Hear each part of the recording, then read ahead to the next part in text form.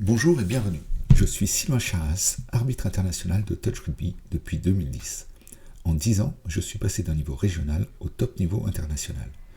Aujourd'hui, avec 140 matchs internationaux arbitrés, j'ai acquis une expérience des grandes compétitions et du sport de haut niveau. Je transmets cette expérience au travers de mon activité de coach en préparation mentale. Dans cette série de vidéos, je partage mes clés qui m'ont permis de gravir les échelons jusqu'à arbitrer une finale lors des 8 dernières grandes compétitions auxquelles j'ai participé. Cela représente 3 Coupes du Monde et 5 Championnats d'Europe. Construisons ensemble, au travers de ces capsules vidéo, les bases de la performance et de ta réussite sportive de demain.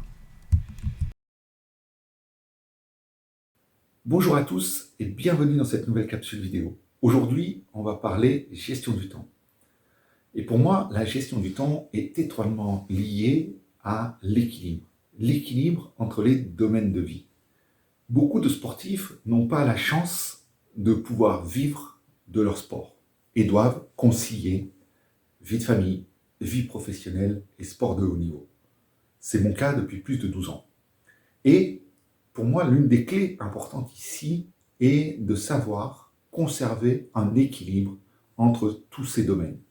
Alors, quand on planifie notre saison, je pense qu'il est vraiment important de tenir compte des échéances que l'on va avoir dans les différents domaines de vie. Prenons par exemple l'anniversaire de mariage. Et oui, la famille, c'est important. L'anniversaire du petit dernier. On sait qu'il va tomber à une certaine date. Dans la mesure du possible, on va vouloir être là. Donc, on va éviter de programmer un stage d'entraînement à l'autre bout du monde sur cette période-là. Ou on sait que la période de fin d'année au travail, dans mon activité salariée, est une période ultra chargée. Donc, je vais en profiter pour peut-être alléger ma charge de travail. Et par ces biais-là, retrouver un certain équilibre entre ces 3 domaines de vie. Et c'est vraiment important, en fait, de gérer proprement et correctement ces domaines-là. Parce que, sur le long terme, des déséquilibres entre ces domaines-là engendrent souvent des difficultés, des problématiques. Nombre de sportifs se retrouvent confrontés à ces difficultés-là. Et apprendre à gérer son temps sur l'année, mais pas uniquement sur le trimestre, sur le mois ou sur la semaine, voire même la journée. Donc c'est vraiment une question de priorisation. On va vraiment être dans l'identification de ces importants. J'ai coutume de parler avec les athlètes que j'accompagne de définir leurs non négociables.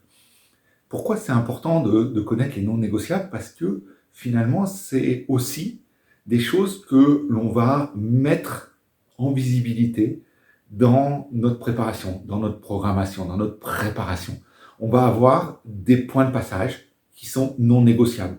Je vous parlais tout à l'heure de l'anniversaire de mariage ou d'un gros événement professionnel sur lequel mon employeur compte sur moi.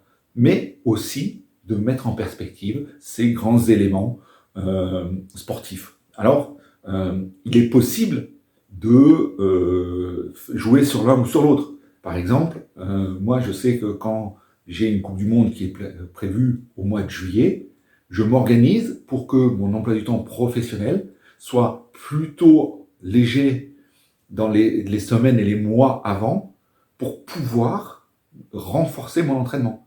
Alors, volontairement, à un moment, je vais déséquilibrer pour rééquilibrer par la suite. Donc, je sais que, par exemple, à la rentrée de septembre ou octobre, je vais devoir rééquilibrer, refaire un petit peu plus d'activité pour mon employeur et baisser ma charge de sport. C'est pareil avec la famille. Donc, c'est pour ça que c'est vraiment important de connaître qu'est-ce que je peux faire varier et qu'est-ce qui n'est pas négociable.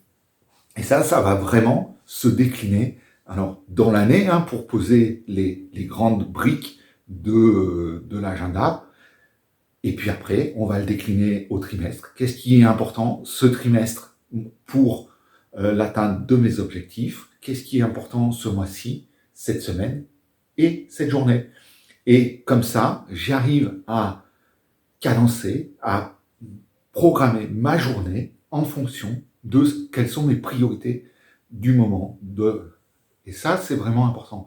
Et en faisant ça, je vais me donner une visibilité sur mon emploi du temps qui va me permettre de rentrer dans une certaine routine, puisque le sportif aime la routine, hein, ça c'est pas nouveau, une routine d'entraînement qui va me permettre de mettre les bases solides sur ma performance et mes compétitions.